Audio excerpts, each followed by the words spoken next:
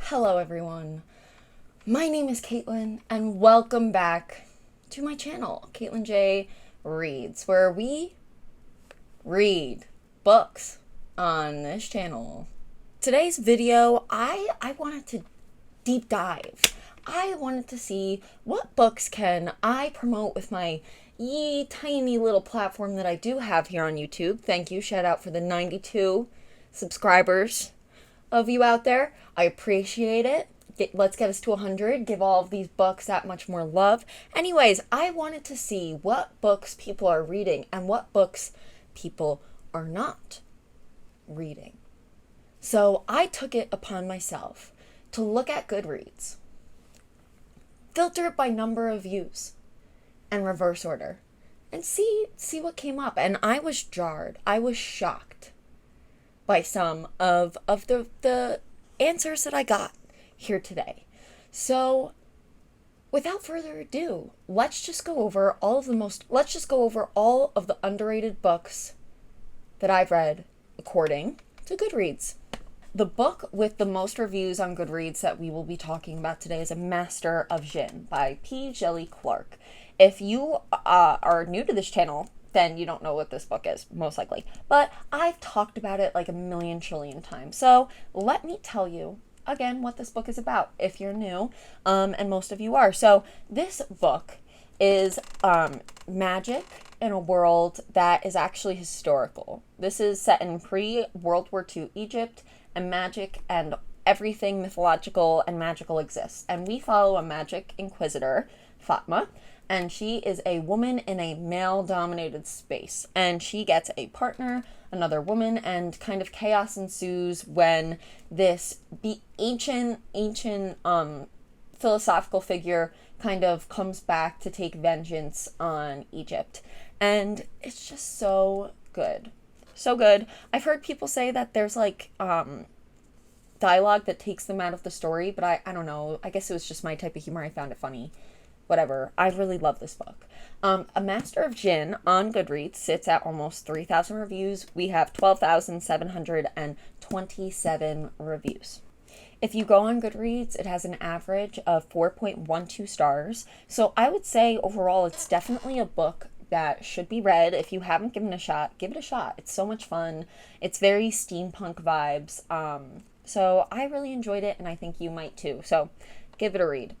Next, we have an independent published book, and that is Legends and Lattes by Travis Baldree. And this is a very low-stakes fantasy romance, I would call it. We follow our main character, Viv, who is an orc barbarian, and she wants to settle down. She wants to establish her roots, and she wants to introduce little something called coffee to her town that she decides to settle down in. So she decides to open up a coffee shop, and it's just like light-hearted, fun fantasy romance, because obviously, as I keep saying, it's romance ensues. So if you're someone who's looking to diversify your romance palette, it's also low spice. So if you guys, are prudish out there, this one's for you. If not, and you just, you don't care about what your romance contains, you just want a good romance, give it a gander. Give it a read. It's so much fun, and it introduces you to fantasy, common and recognizable fantasy creatures that aren't going to rock your boat too much. And you will still find enjoyable while diversifying your palette just a little bit besides, angsty teen romance. Not that there's anything wrong with that, but yes, as I said. Legends and Lattes by Travis Baldree. This sits at about 10,000 reviews, at 10,483 reviews.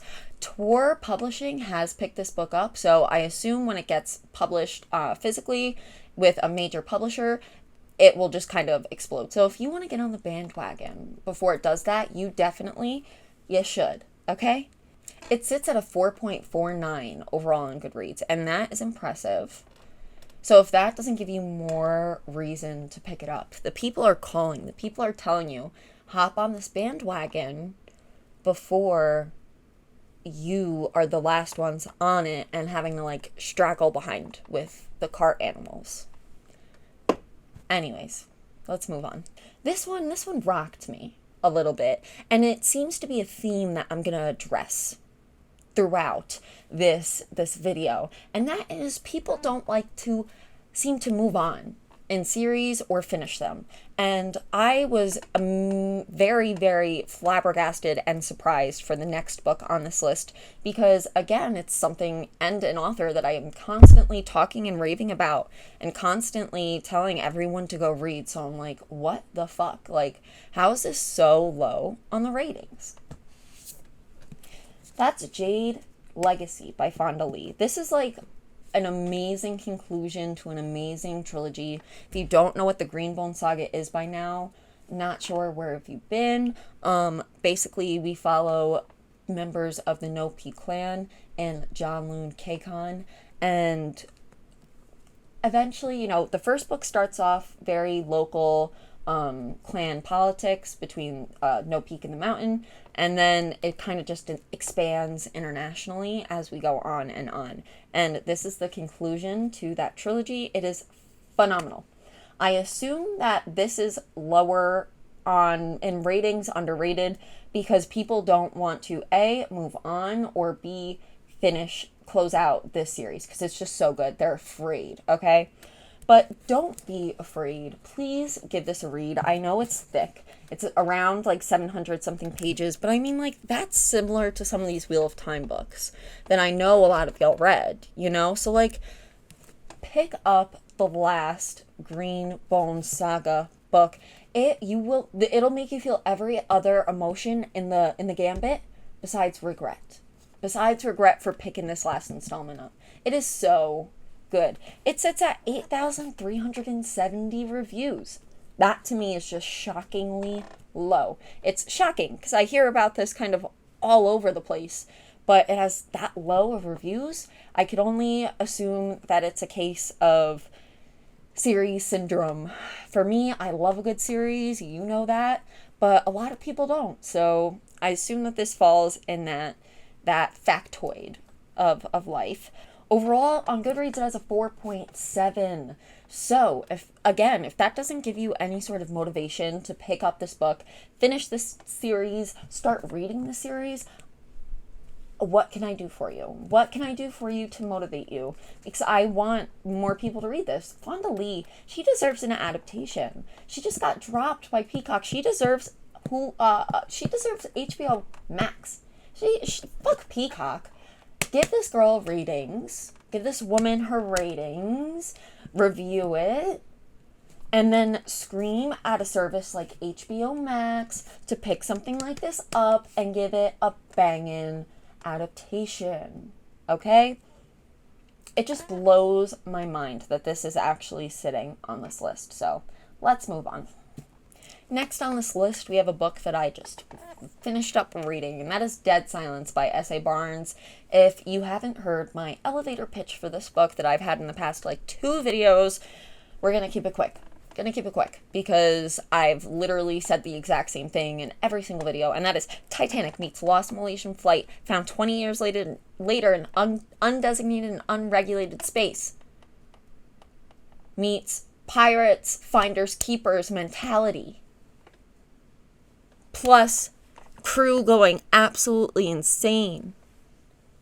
Equals Dead Silence by S.A. Barnes. If you like sci-fi and horror, or just sci-fi, or just horror, maybe read it. It might be perfect for you. I found it really satisfying. This book sits at almost 7,000 reviews, 6,947 reviews on Goodreads.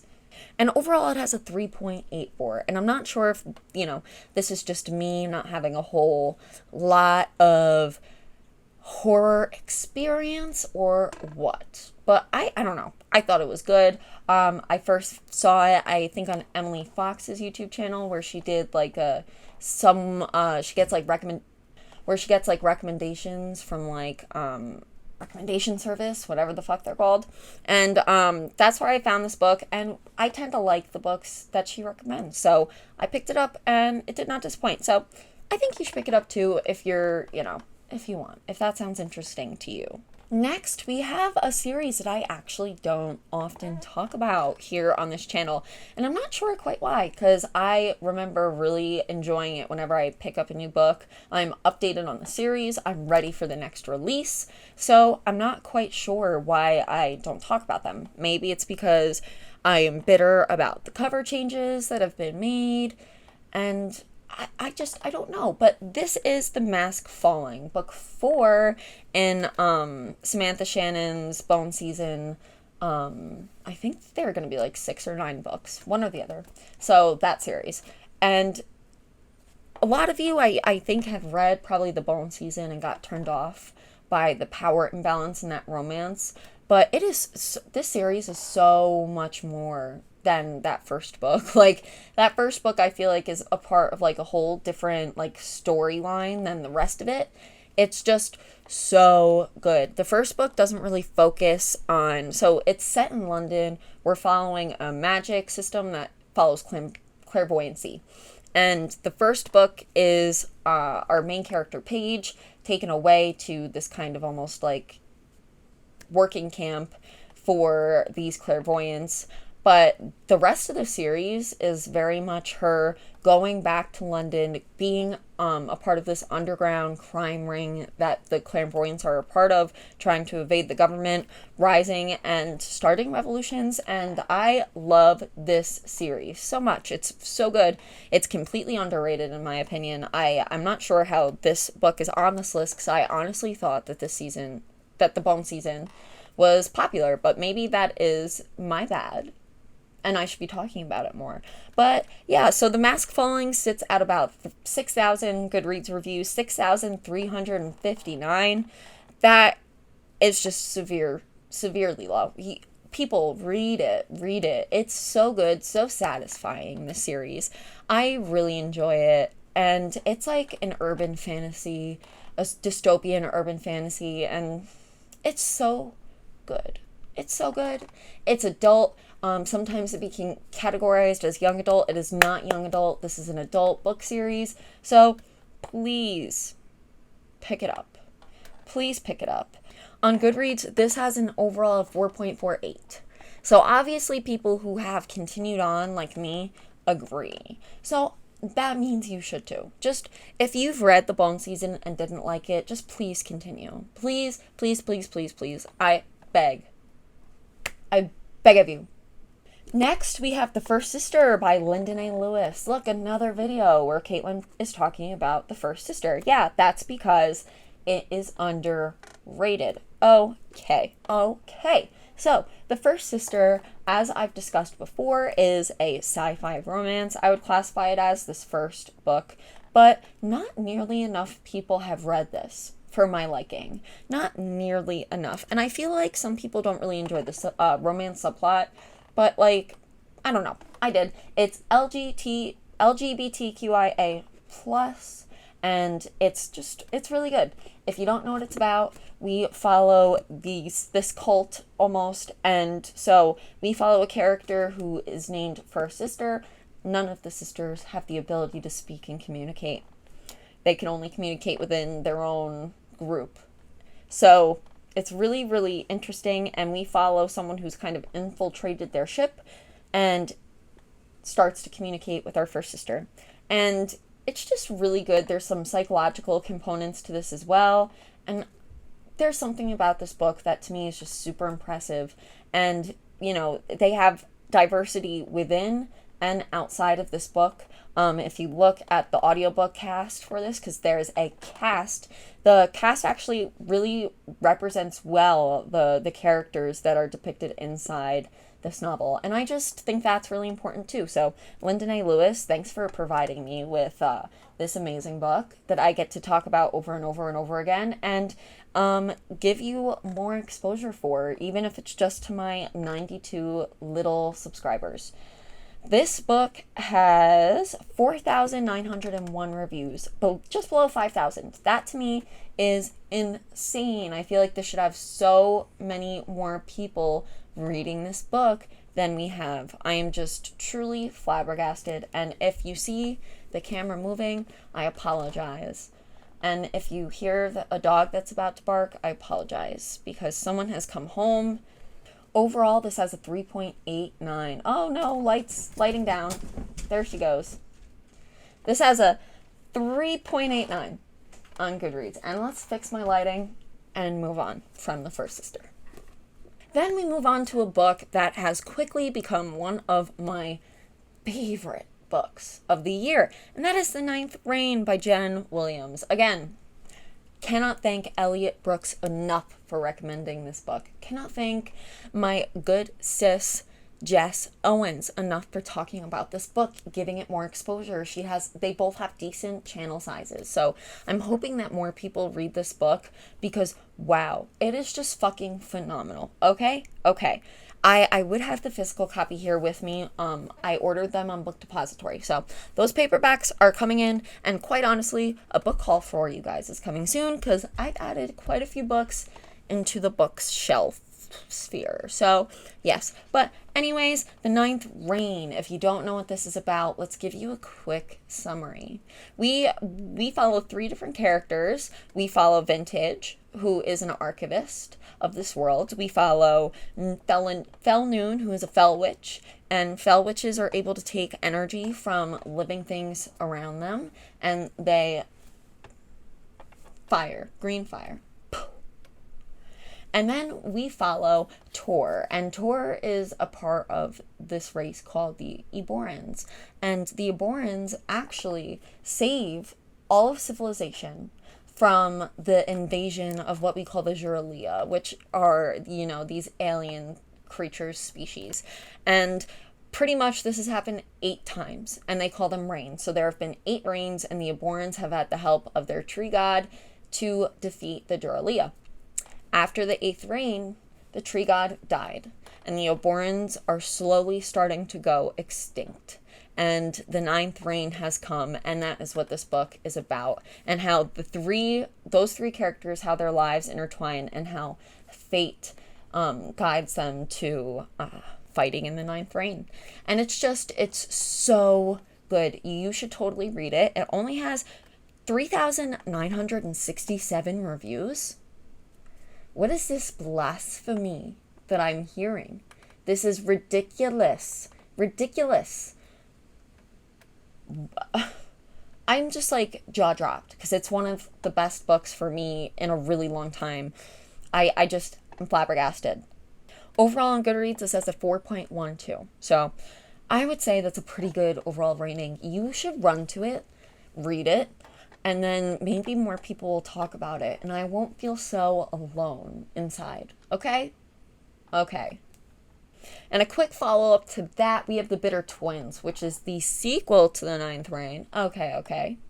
And again, this is a sequel, so I'm not going to explain the plotline of this book, but let's just say the stakes are raised in the best ways possible. There's angst, there's heartbreak. The end of this book tore me to pieces and spit and took a big shit on my heart. It did. Okay, it did. So Jen Williams, if you're watching, it's messed up, but thank you. Okay?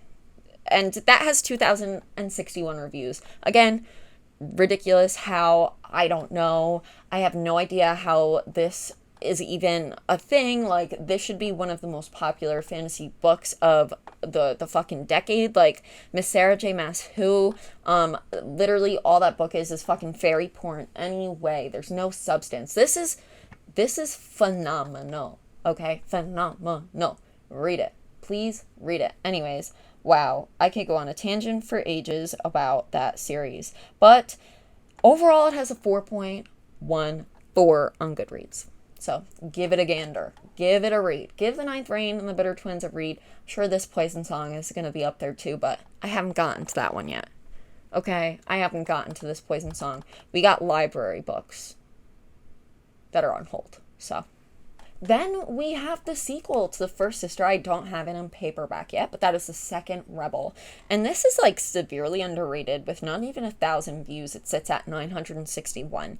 I am not going to go through what that book is about again because this is a sequel Okay, you don't want to know. No spoilers in this video, but it is a sequel to the first sister. It kind of drops that romance subplot mostly, and we get just straight up sci-fi and psychological thriller, in my opinion. So I think you should pick it up. I think this one is vastly broader and better than the second one, and it got me attached to the characters more than the first one. I mean, it's better than the first one. It got me more attached to the characters than the first one.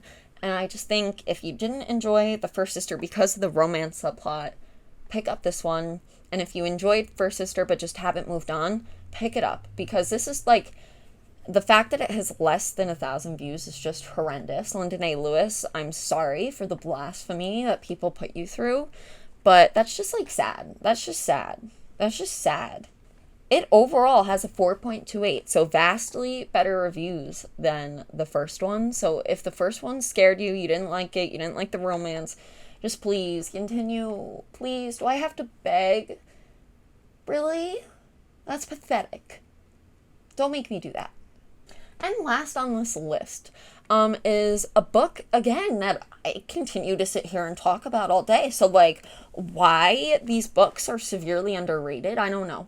I like to think that I contributed at least one review, but probably not. Yeah, whatever. Anyways, How to Take Over the World. Practical schemes and scientific solutions for the aspiring supervillain. How many times have I talked about this book already in my recent videos? Quite often. So I'll keep it short. I'll keep it brief. This is nonfiction sci-fi. This is really good if you're into sci-fi. Really good if you're into nonfiction. It'll be something different for you. Also, I feel like it's really good if you want to create a good antagonist, a good supervillain. I feel like not so much for I mean, obviously you can use the scientific elements and, you know, make it your own, obviously, but borrow some of his math. But more for the psychological component for me. It's just so interesting how he comes at it from a practical standpoint, the thought process for some of these like supervillain acts, and it's just so good. And I feel like I'm definitely going to reread it and annotate it before I start going in and actually writing my book, because right now I'm just in a really deep planning process. We have pages upon pages upon pages upon pages upon pages upon pages of planning, you know, from world building the characters to lore. So I am really excited. I'm really excited. So I'm going to reread this and it'll add one more review. Okay? But it sits at 352 reviews on Goodreads, which to me is just fucking nuts. And I guess maybe it's because it just came out. But Emily Fox did talk about this on her channel, and I feel like she has a decently large following for a booktube.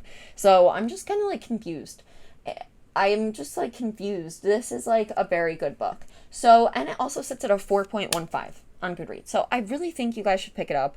If you're into nonfiction, this could be a really fun and different nonfiction for you. If you're into science fiction, this could be a really fun, different for you thing. So yeah, highly recommend. All right, friends, that was today's video. That was the most underrated books I've read according to Goodreads.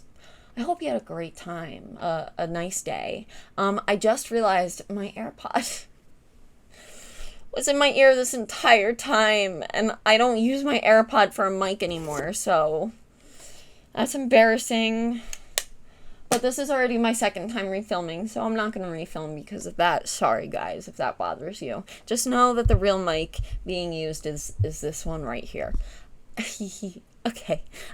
Anyways, I hope you enjoyed watching this video. Leave a like, comment, subscribe down below. I can't believe we're almost to 100 subscribers. Thank you, guys.